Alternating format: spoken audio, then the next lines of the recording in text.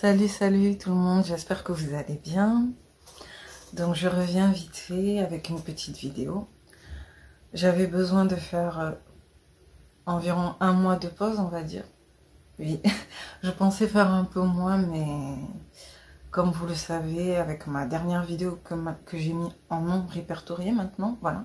Donc mes fidèles abonnés, les vrais abonnés qui me suivent bien, peut-être ils l'ont vu en public, mais là je l'ai mis en non répertorié par rapport à ce qui s'est passé dans ma famille ou avec les proches, tout ça. Et donc voilà, j'ai vraiment eu besoin d'un petit moment où je souffle, je me remets un peu en question, je me focalise sur ce que j'ai à faire parce qu'en plus, j'avais beaucoup de choses à faire aussi. Donc, et même moi-même aussi, j'avais envie de faire des choses un peu hors du commun, un peu. J'avais envie un peu de changer d'air, d'aller dans des endroits différents et tout. Voilà. Et en plus, c'est vrai que c'est une année un peu spéciale pour moi dans ma vie, mais bon, je vais pas trop rentrer dans les détails, hein. Voilà, pour ceux qui me connaissent, ils savent, hein. Mais malgré tout, quand même, je me dis, ça va, j'ai encore une petite marge, genre, ça va. Ça va. Je me sens ni trop jeune ni trop vieille pour l'instant, on va dire. Même si je suis consciente, et ça, peut-être j'en parlerai dans une autre vidéo, que c'est vrai que, voilà, j'aurais peut-être aimé savoir certaines choses avant que je sais maintenant, mais c'est pas grave. Ça, j'en reparlerai dans une autre vidéo.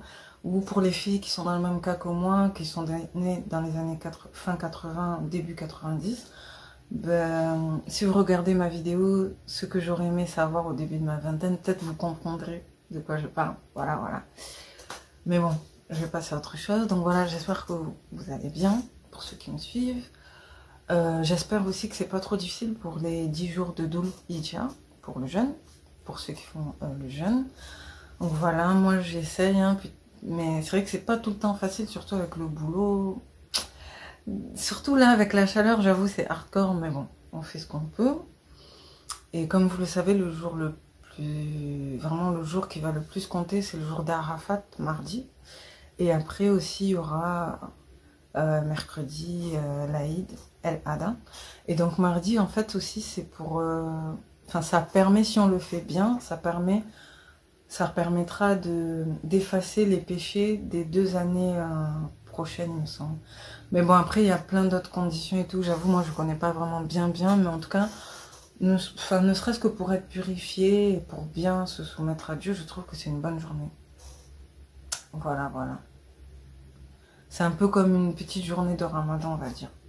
Même si les 10 jours de Dhul Hijjah aussi, mais bon, journée la plus importante, pardon, c'est le mardi. Voilà, je vais pas trop m'attarder, il me reste pas trop de temps. Donc j'ai vu aussi des lives aussi, auxquels je voulais pas forcément participer, mais bon, truc quand tu nous tiens, voilà, des fois je suis un peu tentée, même si j'aime pas trop intervenir, mais je suis intervenue.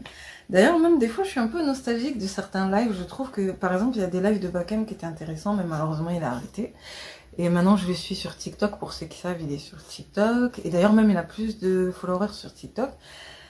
Et bon, après, moi, je suis pas trop à fond sur TikTok. Donc, c'est pour ça que... non. Voilà, je l'ai sur la tablette et tout, mais j'aime un peu moins TikTok, on va dire. J'ai que des amis très proches et tout. Et bon, sur YouTube, les lives qui m'ont choqué, c'est certains lives sur les religions en Afrique, le féminisme. Donc, sur la chaîne de Jean Sobayou, pour ceux qui le connaissent.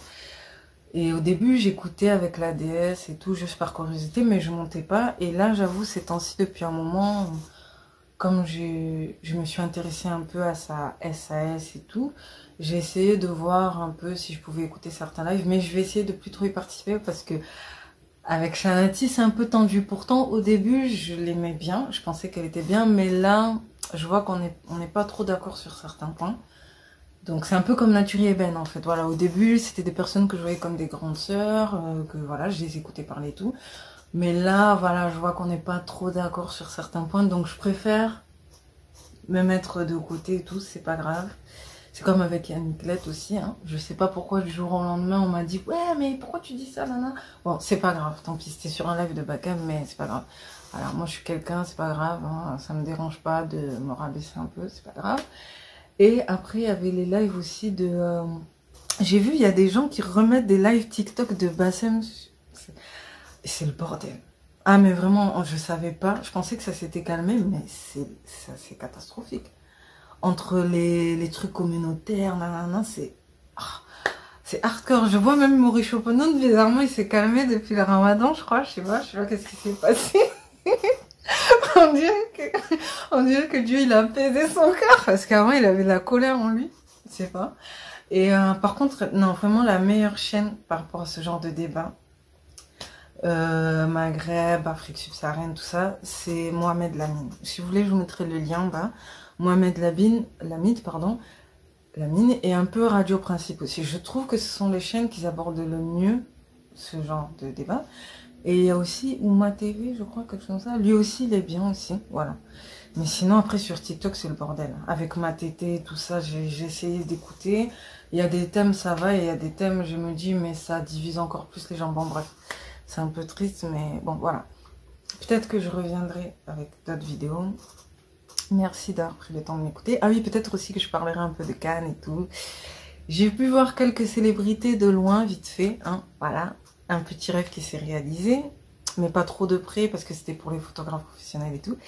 Et j'ai fait une drôle de rencontre aussi. C'était pas une célébrité, mais c'était quelqu'un de VIP un peu. Mais bon, peut-être j'en reparlerai une autre fois. Oui, j'avais juste oublié quelque chose aussi, de très important que j'ai vu.